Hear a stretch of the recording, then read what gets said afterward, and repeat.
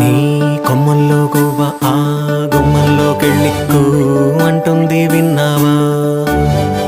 నీ మబ్బుల్లో జల్లు ఆ ముంగిట్లో పూలు పూయిస్తే చాలన్నావా?